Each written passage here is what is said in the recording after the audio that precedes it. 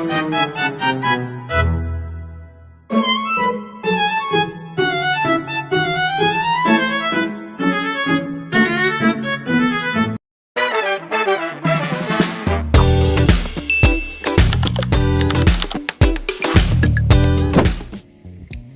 teman-teman, jadi di video kali ini aku akan membahas tentang konsep, tujuan, dan fungsi evaluasi media pembelajaran.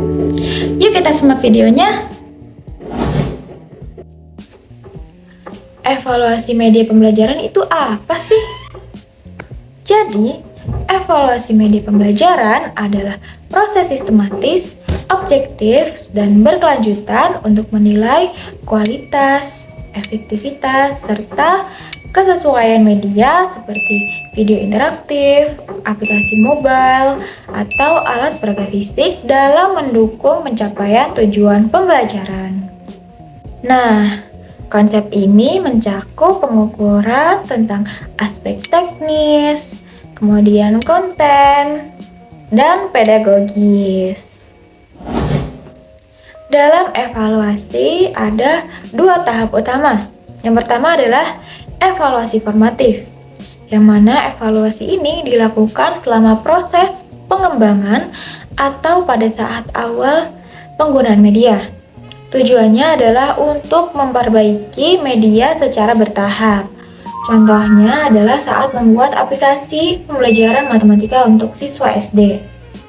Guru mencoba aplikasi tersebut kepada 10 siswa di kelas 4. Kemudian hasilnya, animasi dinilai kurang menarik, mendapatkan skor 6 dari 10. Kemudian aplikasi ini diperbaiki dengan menambahkan fitur seperti point reward atau fitur lain yang berunsur game. Setelah diperbaiki, minat siswa meningkat dari 60% menjadi 90%. Nah, yang kedua adalah evaluasi sumatif, yang mana evaluasi ini dilakukan setelah media digunakan secara penuh. Tujuannya adalah untuk melihat hasil akhir atau keberhasilan media. Contohnya adalah ketika guru menggunakan video animasi tentang siklus udara di kelas IPA selama 1 semester. Setelah itu dilakukan tes dan hasilnya nilai rata-rata siswa meningkat dari 70 menjadi 85. Selain itu, 95% siswa mengatakan mereka lebih mudah memahami materi karena adanya visualisasi 3 dimensi. Selanjutnya, kita masuk pada tujuan evaluasi media pembelajaran. Tujuan yang pertama adalah untuk menentukan keefektifan media. Artinya, kita ingin tahu apakah media tersebut itu benar-benar membantu siswa memahami materi atau tidak. Tujuan yang kedua adalah mengidentifikasi perbaikan. Dengan evaluasi, kita itu bisa menemukan bagian mana yang masih kurang atau masih perlu diperbaiki lagi. Yang ketiga adalah menilai efisiensi biaya. Jadi kita bisa melihat apakah media yang digunakan itu sebanding dengan biaya yang dikeluarkan atau malah terlalu boros. Gitu. Kemudian yang keempat adalah memilih media yang tepat untuk di kelas. Setiap kelas itu memiliki karakteristik yang berbeda. Jadi penting untuk kita memilih media yang paling sesuai dengan kebutuhan kelas tersebut. Yang kelima adalah memverifikasi kesesuaian dengan materi pembelajaran. Artinya, kita memastikan bahwa isi media itu sesuai dengan kurikulum dan tujuan pembelajaran. Yang keenam adalah mengevaluasi kemampuan guru. Di sini kita juga bisa melihat apakah guru sudah menggunakan media dengan baik dan optimal. Yang ketujuh adalah mengukur kontribusi terhadap hasil belajar. Jadi apakah media tersebut itu benar-benar meningkatkan nilai atau pemahaman siswa. Dan yang kedelapan adalah mengetahui sikap pengguna. Jadi apakah siswa merasa tertarik, senang, atau justru malah bosan saat menggunakan media tersebut. Selain itu, Evaluasi juga bertujuan untuk memastikan bahwa media mampu menciptakan pembelajaran yang bermakna, kemudian mengurangi beban kognitif yang tidak perlu, dan mendukung proses belajar yang aktif.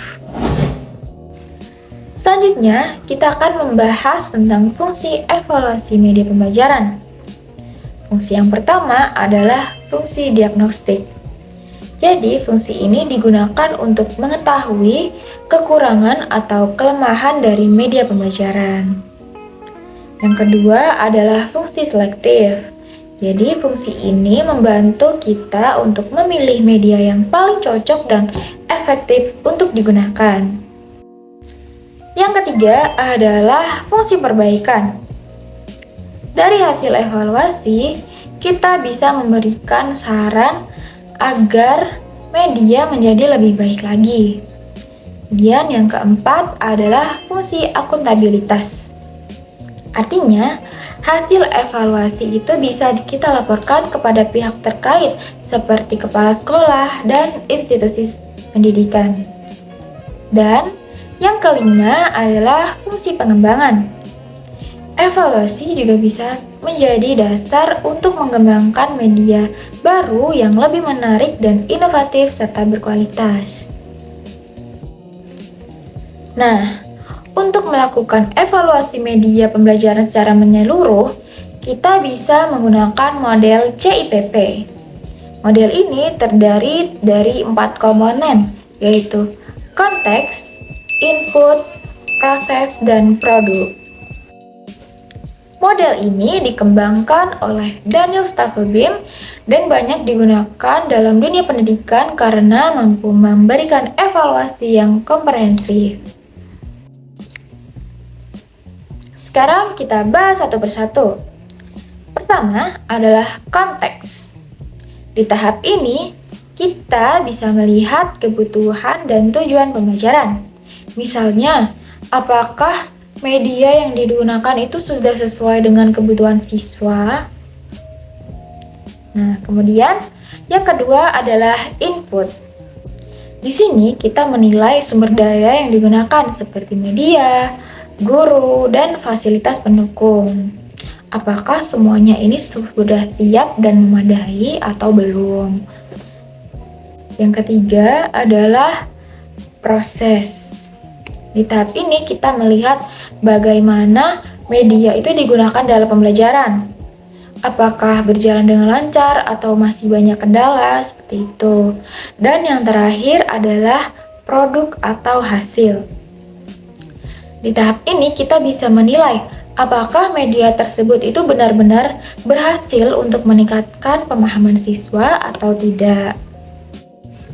Dengan menggunakan model CIPP, kita tidak hanya bisa melihat hasil akhir saja, tetapi juga proses dan faktor-faktor yang mempengaruhinya. Karena itu, model ini sering sekali digunakan dalam proses evaluasi program pendidikan secara menyeluruh. Model ini juga sangat cocok digunakan untuk di sekolah dasar atau madrasah ibtidaiyah di Indonesia, misalnya dalam pengembangan media pembelajaran berbasis video, aplikasi, atau alat peraga. Jadi teman-teman, dari penjelasan tadi, kita bisa memahami bahwa evaluasi media pembelajaran itu sangat penting. Dengan evaluasi, kita bisa memastikan bahwa media yang kita gunakan itu benar-benar efektif dan efisien, serta mampu membuat pembelajaran menjadi lebih menarik. Semoga penjelasan ini bisa membantu dan menambah pemahaman kalian ya. Terima kasih sudah menonton. See you next video.